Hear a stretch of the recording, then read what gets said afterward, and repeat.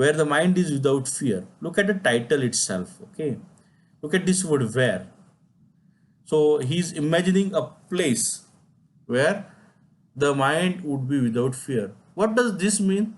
The title itself suggests that right now, at the time of writing this poem, the mind is not without fear. The mind is always fearful. So he's expecting that one particular place where the mind would be without fear. So therefore he imagines, look at that, where the mind is without fear, written by Rabindranath Tagore. First line, where the mind is without fear and the head is held high. What do you understand by this phrase, head is held high? What is the meaning of this phrase? What does it suggest? Or keeping the head high, or keeping, or the holding the head high, what does that mean? Can you suggest me one word that can summarize it?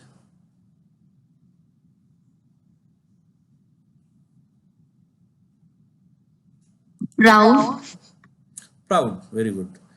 Proud, and also one more word is dignity. Okay, when everyone in that particular place or nation or country would feel proud and will feel dignified. Okay, that we have some importance in the life of ourselves as well as our country and society. Okay, so look at the expectation. He is expecting something because these things are not there at the time of writing. Okay, so remember, so at that period of time when Britishers were ruling India, it was not allowed for people to hold the head high. British, because Indian people were looked down upon as slaves, and therefore he is expecting the country that where the mind would be without fear, nobody would be ruling them, no one would be pressurizing them, and everybody would be treated with the dignity, or everybody can practice pride of his or her own. Okay, so look at the imagination. Okay, further he says, where the knowledge is free. What do you understand by this word, this phrase now, where the knowledge is free? Do you mean that knowledge is free of cost? इसको cost नहीं होगी. Okay, is it talking about the schools and colleges without fees, or something else must be the idea?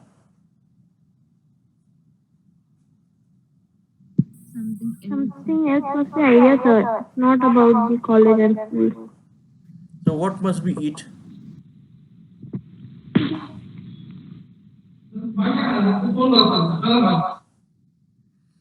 Okay, for that purpose, we need to read a little bit further. So, where knowledge is free, where the world has not been broken up into fragments of narrow domestic walls. Okay, now you can refer it back to this phrase, where knowledge is free and where the world has not been broken up into fragments of narrow domestic walls. So, can you relate now? What does he mean by knowledge is free? Or rather knowledge will be free at that place.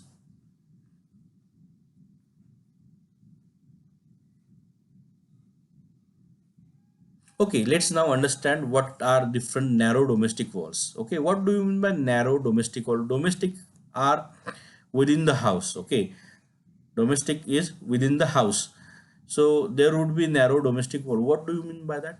And what do you mean by fragments? Fragments are sections. Okay, so he is imagining a place where there would be no sections and there would be no walls at all, and therefore, because there are no sections and no walls, therefore the world, the society would not be broken up into different kind of sections.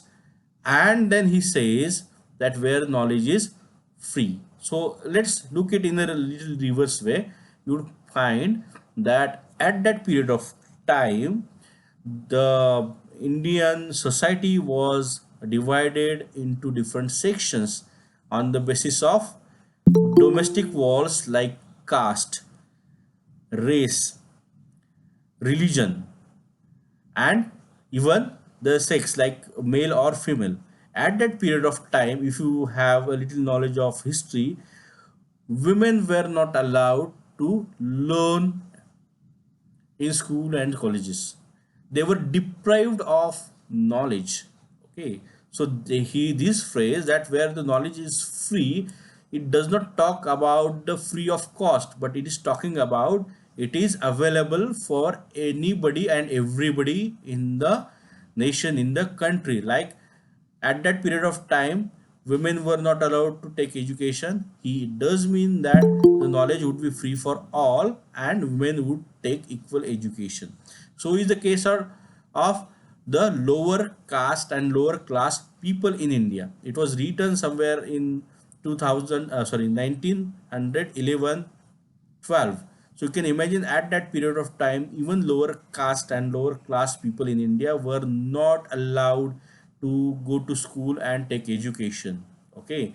So again, this phrase does mean that he is imagining the place where there would be no class, caste, or sexual discrimination, and every citizen of that country, that place, would receive equally good education, that is knowledge is free.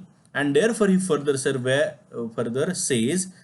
where the world has not been broken up into fragments. Okay, there would be no different fragments like caste, class, or gender, like male and female, etc., etc. By narrow domestic walls, he's talking about narrow domestic wall like religion and caste, basically. Okay, so there would be oneness among all the citizens. There would be no caste class discrimination.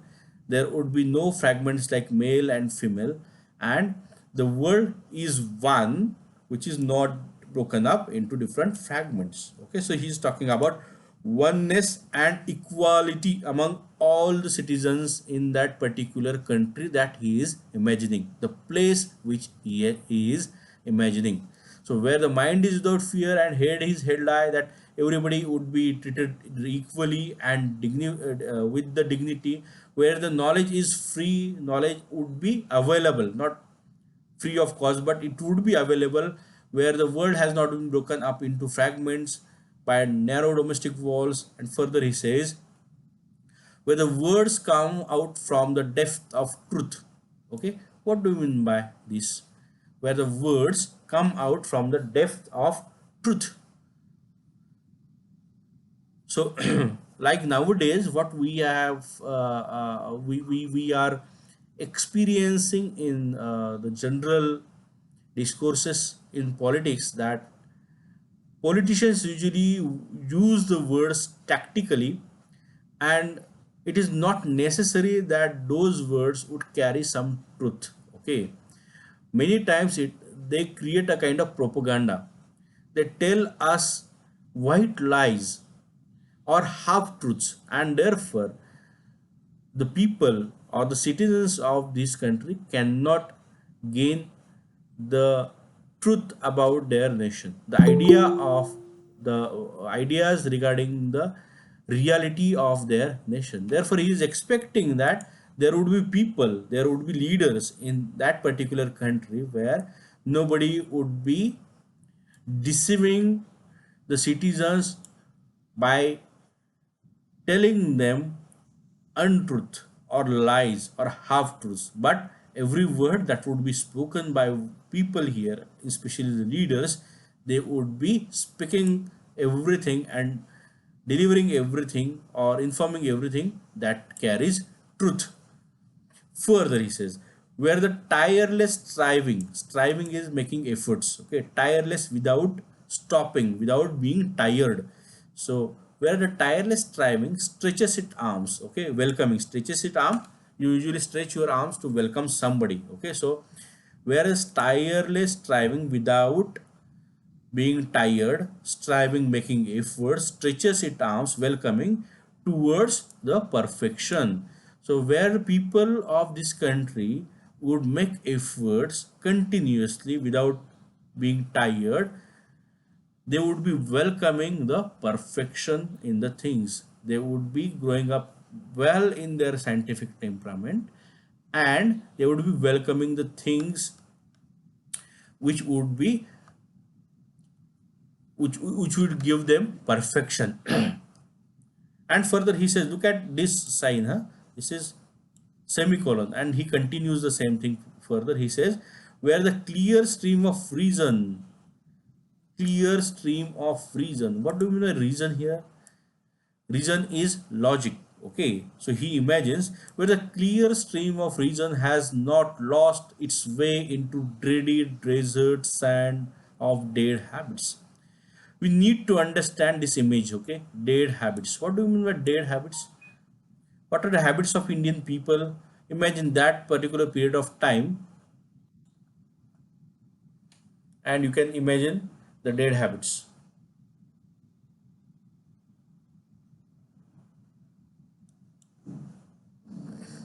Okay, dead habits are the practices or rituals which are being performed by people without having any reason or logic.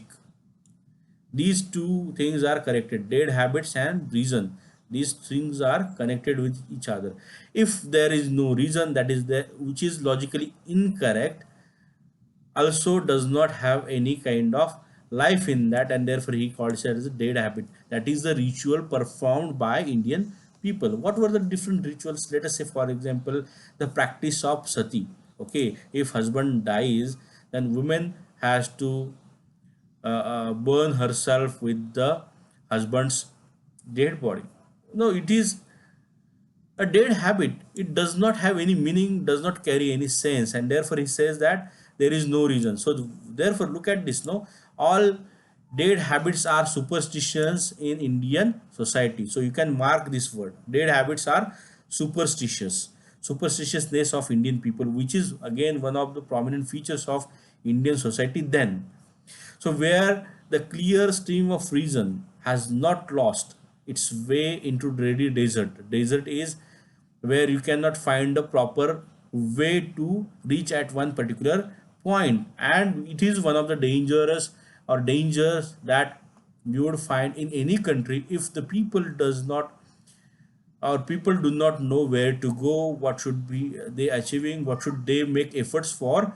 It would be like desert sand for them. They would often lose their way, and therefore there would be all nonsensical practice those would be prevailing there. Therefore he says that there should be a clear stream of reason, that scientific temperament should be prevailed, and there would be no dreary desert sand. Misguiding of the people should not be done of dead habits with the help of dead habits. Those are superstitions.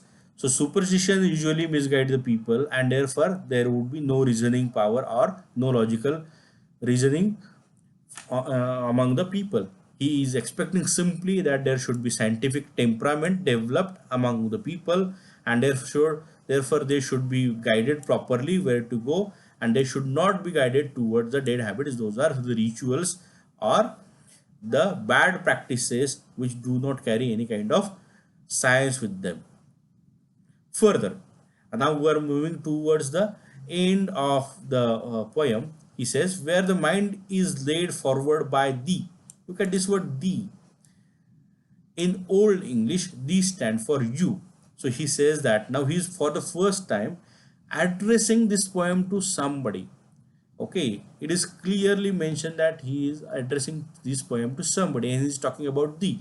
What he says, where the mind is laid forward, guided, where our mind would be guided by you, where into ever widening thought and action, where we would not talk about the narrow thoughts and narrow action, but ever widening action. We would be talking not only about our caste, creed, religion, but that would be ever widening, like our nation, and then the entire humanity, the entire universe, then not only humanity but also the animal world, and also the uh, uh, other living creatures and environment, etc. It is ever winding world. So he wants that you, to whom he is addressing, you to lead, or rather we can say the God to lead the way forward for us in the ever widening thoughts and action. Rather than thinking of our own, we can think of the entire society, the nation, the humanity as such, and that would be ever widening thought and action. Further, he says, look at the dash, and he is now completely addressing to that. He says, into that heaven of freedom. This kind of freedom would be heaven for the writer, the poet. Into that heaven, then comma, he says, my father is addressing to thee, and the thee is his father. His father is everybody's father, that is the God. He is saying that, dear God, led us to that ever widening thought and action into that heaven of freedom, the freedom which would be having all these qualities which are described earlier. Let my country awake. Look at the arrangement of the words here. Let my country awake. He is not saying that let me awake. He is saying let my country awake. That let every person, every citizen in my country has these ideas which would be free of any domestic walls, any fragments, and any dead habits. Okay, so this is how he is expecting an ideal country after independence. This poem was written back some now 110 years now, but it is still very much relevant. And there would be a question like, do you think that this poem, where the mind is without fear, still relevant nowadays? Your answer should be, of course, affirmative, that yes, it is still relevant even nowadays. Because of what? Because look at that. The mind is not without fear nowadays. There is something that is called as lynching, there is something that is called as terrorism, and there is something that is called as the government's pressure on the people. Do we deal with everybody with dignity? No, there are beggars, there are poor people, and there are some marginalized people in the society to whom we do not give any kind of dignity. Okay, laborers, poor people, the Adivasis people, the lower caste people, the women, and nowadays there are some transgender people to whom we do not look at with that dignity. So yes, that is very much relevant. Is knowledge free today for everybody? Yes, we are trying to achieve that, but again look at the cost of the knowledge, and if poor cannot afford that particular knowledge, then we will have to improve this as well as. And then where the world has not been broken up into the fragments by narrow domestic walls, do you find that these narrow domestic walls have been gone after the independence and 70 or 80 years of independence now? 70-80 वर्ष झाले त्या narrow domestic wars like caste creed and religion have gone now? No, they are still very prevalent, आणि आत्ता तर जास्त मोठ्या प्रमाणामध्ये त्या दिसायला लागल्यात, right? So yes, this poem is relevant. This prayer is even more relevant, that these things which writer or the poet does not want, they are prevalent nowadays, they are visible nowadays here. Further, where tireless striving of stretches its arm toward perfection, we people do not have any perfection. So look at the things that we use. Look at the brands that we use. We use foreign brands. There is no one single Indian brand that can be sold in the world market. Why? Because simply we do not want any perfection. We want perfection from other countries, not from our own country. Anyway, further, where the clear stream of reason has not lost its way into dirty desert sand of dead habits. Have you get rid of dead habits that are superstitions? In some extent, yes, but are they completely gone? No, there are people who have been exploited in the form of superstitions. Okay, so therefore, yes, this poem is relevant even today. And therefore, this pray that the God should lead us to ever widening thought and action. And again, this country is to be wakened up with all these thoughts is very much relevant here. Okay, so I hope that I